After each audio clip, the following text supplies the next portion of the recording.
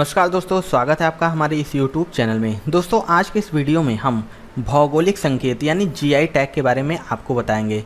उससे संबंधित कौन कौन से उत्पाद हैं, कौन से राज्य को कौन से जीआई टैग दिया है और उसकी क्या विशेषता है, भारत में कितने जीआई टैग धारण चीज़ें हैं, विश्व में कितने लोगों के पास जीआई टैग है, सबसे ज़्यादा किस देश के पास जीआई टैग है, सारा का सारा हम इस वीडियो के माध्यम से आपको लाए हैं।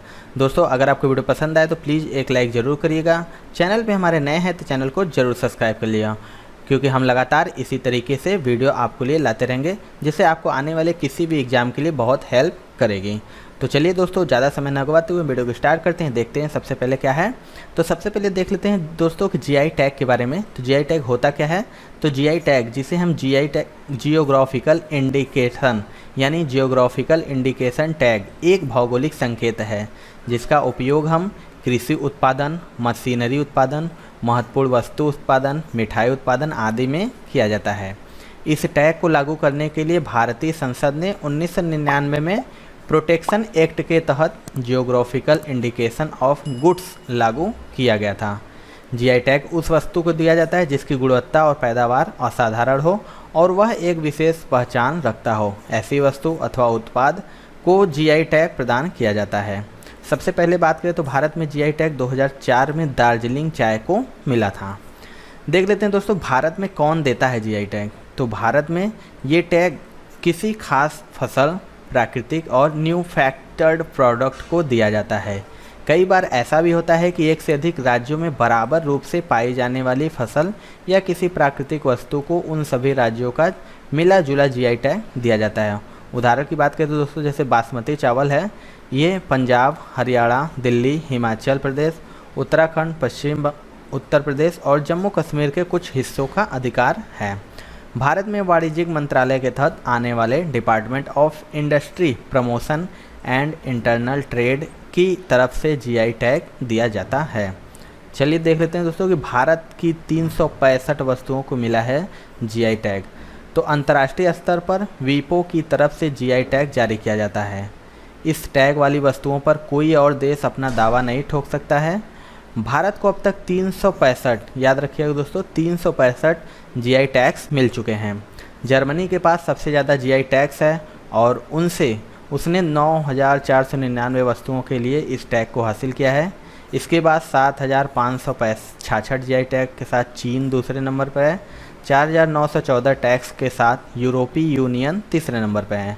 इसके अलावा बात करें दोस्तों 3,442 टैग्स के साथ मोल्डोवा चौथे नंबर पर है और 3,147 जीआई टैग्स के साथ बोस्निया और हेर्जेगोविना पाँचवें नंबर पर स्थित है। तो चलिए देख लेते हैं दोस्तों अब भारत के महत्वपूर्ण जीआई टैग कौन कौन से हैं, उसकी विशेषता क्या है, सारा का सारा हम इस वीडियो में लाए हैं।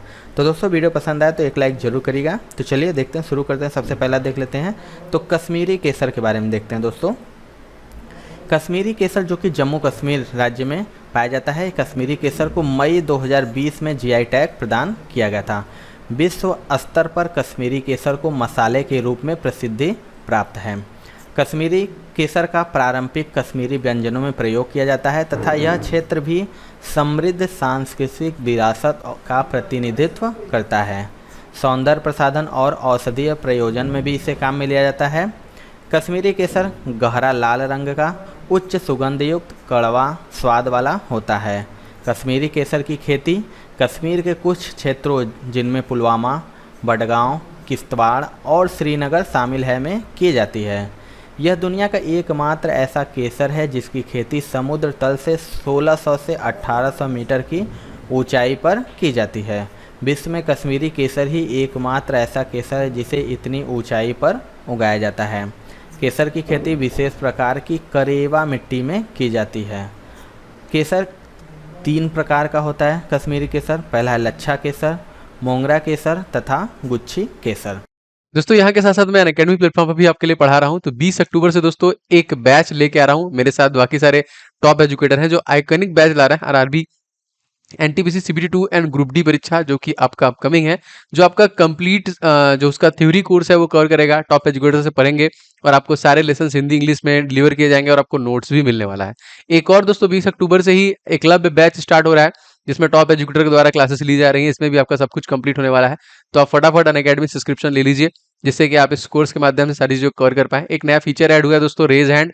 इसके माध्यम से आपका कोई भी डाउट, कभी भी डाउट होता है तो आप डायरेक्टली एजुकेटर से कॉन्टैक्ट कर सकते हैं क्लास के दौरान और उनसे ऑडियो के माध्यम से पूछ सकते हैं। ठीक है, तो सब्सक्रिप्शन ले लीजिएगा। 1 साल का सब्सक्रिप्शन देखिए 3000 रुपए का है। अगर आप इसमें कोड लगाते हैं OJ10 तो आपको 10% का डिस्काउंट मिल जाएगा, मतलब 2700 रुपये मिल जाएगा। इस कोड का इस्तेमाल आप पूरे अनअकैडमी प्लेटफॉर्म पे किसी भी कैटेगरी में कर सकते हैं। 10% का डिस्काउंट आपको इंस्टेंटली मिल जाएगा। चलिए दोस्तों अगला देख लेते हैं। अगला है दोस्तों चाक हाओ। यह चाक हाओ एक सुगंधित चिपचिपा चावल है जिसकी मणिपुर में सदियों से खेती की जा रही है। चावल की इस किस्म में विशेष प्रकार की सुगंध होती है। इसका उपयोग सामान्यतः सामुदायिक दावतों में किया जाता है तथा इन दावतों में चाक हाओ की खीर भी बनाई जाती है। चाक हाओ का पारंपरिक चिकित्सा प्रणालियों में भी उपयोग किया जाता है। चावल की इस किस्म में रेशेदार फाइबर की अधिकता होने के कारण इसे पकाने में चावल की सभी किस्मों से अधिक लगभग 40 से 45 मिनट का समय लगता है। वर्तमान में मणिपुर के कुछ हिस्सों में चाक हाओ की पारंपरिक तरीके से खेती की जाती है। परंपरागत रूप से या तो बीजों को भिगोकर सीधे खेतों में बुआई की जाती है या चावल की सामान्य कृषि के समान धान के खेतों में नर्सरी में उगाए गए चावलों के पौधों की रोपाई की जाती है। चलिए अगला देख लेते हैं दोस्तों। अगला है दोस्तों तेलिया रुमाल, जिसे नालगोंडा तेलंगाना में पाया जाता है। ये तेलिया रुमाल हैदराबाद के निजाम के दरबार में अधिकारियों द्वारा बनाई जाती थी, जिसे मई 2020 में जीआई टैग प्रदान किया गया है। अगला देख लेते हैं दोस्तों। अगला है सोहराई खोबर पेंटिंग, जो कि झारखंड राज्य में है। यह पेंटिंग झारखंड में स्थानीय एवं प्राकृतिक रूप से विभिन्न प्रकार की मिट्टी का उपयोग कर शादी समारोह एवं फसल के मौसम में इस्तेमाल किया जाता है, जिसे मई 2020 में जीआई टैग प्रदान किया गया था। अगला देख लेते हैं दोस्तों। अगला है दोस्तों गोरखपुर टेराकोटा। क्या है ये देखते हैं। तो गोरखपुर का जो है टेराकोटा कार्य सदियों पुरानी कला है, जिसमें जहां स्थानीय कारीगरों द्वारा विभिन्न जानवरों जैसे घोड़े, ऊँट, हाथी, बकरी, बैल आदि की मिट्टी की आकृतियां बनाई जाती हैं। पूरा काम नग्न हाथों से किया जाता है तथा रंगने के लिए प्राकृतिक रंग का उपयोग करते हैं, जिसकी चमक लंबे समय तक रहती है। 1000 से अधिक प्रकार के टेराकोटा के प्रकार यहाँ बनाए जाते हैं। चलिए अगला देख लेते हैं। अगला है दोस्तों बहुत ही महत्वपूर्ण है तिरूर सुपारी, जो कि केरल राज्य का है। यह सुपारी मुख्य रूप से मलप्पुरम जिंग में पाई जाती है, जिसे अगस्त 2009 में जीआई टैग प्रदान किया गया था। अगला है दोस्तों पंचामृत। यह तमिलनाडु राज्य का है। इस पंचामृत में शहद, गुड़, केला, घी एवं इलायची मिलाकर बनाई जाती है, जिसे अगस्त 2019 में जीआई टैग प्रदान किया जाता था। अगला देख लेते हैं। अगला है दोस्तों डिंडीगुल का ताला। ये भी तमिलनाडु का है। तो तमिलनाडु के डिंडीगुल जिले में निर्मित डिंडीगुल ताला अपनी बेहतरीन गुणवत्ता के लिए प्रसिद्ध है, जिसे अगस्त 2019 में जीआई टैग प्रदान किया गया था। अगला है कांदगी साड़ी। यह भी तमिलनाडु राज्य का ही है दोस्तों। कांदगी साड़ी को वाइंडिंग मशीन, करघा एवं बॉबिन का उपयोग कर बनाया जाता है। इसे अगस्त 2019 में जीआई टैग प्रदान किया गया था। चलिए अगला देख लेते हैं। अगला है दोस्तों दार्जिलिंग का ग्रीन एवं वाइट चाय। दार्जिलिंग जो कि पश्चिम बंगाल में स्थित है दोस्तों। यह दार्जिलिंग की बहुत ही महत्वपूर्ण एवं प्रसिद्ध चाय है, जिसे अक्टूबर 2019 में जीआई टैग प्रदान किया गया था। भौगोलिक संकेत जीआई टैग पाने वाला प्रथम भारतीय उत्पाद भी दार्जिलिंग चाय ही है। अगला देख लेते हैं दोस्तों।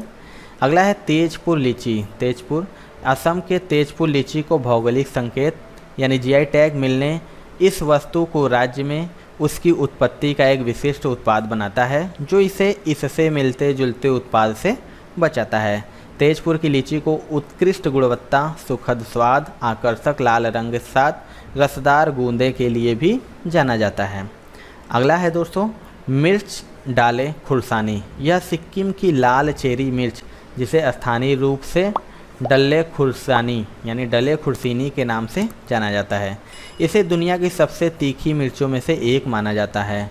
डले खुरसीनी अभी स्थानीय बाजार में करीब 480 रुपये प्रति किलो के हिसाब से बेची जाती है। डले खुरसीनी उत्पादों का सबसे बड़ा निर्माता राज्य सरकार के स्वामित्व वाला सिक्किम सुप्रीम है।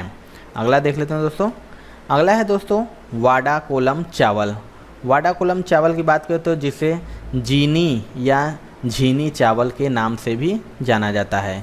पालघर की वाडा तहसील में उगाई जाने वाली एक पारंपरिक किस्म है जिसका दाना सफ़ेद रंग का होता है। वाडाकोलम चावल की घरेलू बाज़ार में कीमत 60 से 70 रुपये प्रति किलोग्राम है और विदेशों में भी इसकी अच्छी मांग है। वाडाकोलम पालघर में वर्षों से उगाया जाता रहा है। यह अपने छोटे दाने, सुगंध, स्वाद और पाचन के लिए हल्का होने के लिए जाना जाता है। यह ग्लूटेन मुक्त होता है, हालांकि यह कम उपज देने वाली फसल है। चलिए अगला देख लेते हैं। दोस्तों ये है भारतीय कॉफ़ी की 5 किस्मों को भौगोलिक संकेत दिया गया है जो कि हाल ही में। तो ये 5 कौन कौन सी किस्म है? पांचों कॉफ़ी की ही किस्म है। तो देख लेते हैं। सबसे पहला जो है वो है कुर्ग अराबिक कॉफ़ी। यह मुख्यतः कर्नाटक के कोडागू ज़िले में उगाई जाती है। दूसरा है दोस्तों वायनाड रोबस्टा कॉफ़ी। यह मुख्यतः केरल राज्य के वायनाड ज़िले में उगाई जाती है जो राज्य के पूर्वी हिस्से में स्थित है। तीसरा है दोस्तों चिकमंगलूर अराबिका कॉफ़ी। यह विशेष रूप से चिकमंगलूर ज़िले कर्नाटक में उगाई जाती है। चौथा है दोस्तों अराकू वैली अराबिका कॉफ़ी जिसे कहते हैं। यह आंध्र प्रदेश के विशाखापट्टनम ज़िले और उड़ीसा क्षेत्र की पहाड़ियों में उगाई जाती है। पांचवा है बाबा बुदन गिरीज अराबिक कॉफ़ी। यह भारत में कॉफ़ी के उद्गम स्थल में उगाई जाती है और यह क्षेत्र चिकमंगलूर ज़िले के मध्य क्षेत्र में स्थित है। तो दोस्तों ये थी आज की जीआई टैग से संबंधित महत्वपूर्ण वीडियो। दोस्तों अगर आपको वीडियो कैसा लगा कमेंट सेक्शन में ज़रूर बताइएगा।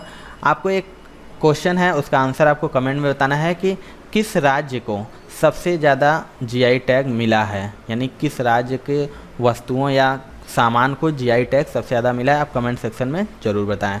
तो दोस्तों मिलते हैं अपने अगले वीडियो में। अगर आपको वीडियो पसंद आया तो प्लीज़ एक लाइक ज़रूर करिएगा। तब तक के लिए जय हिंद, जय भारत।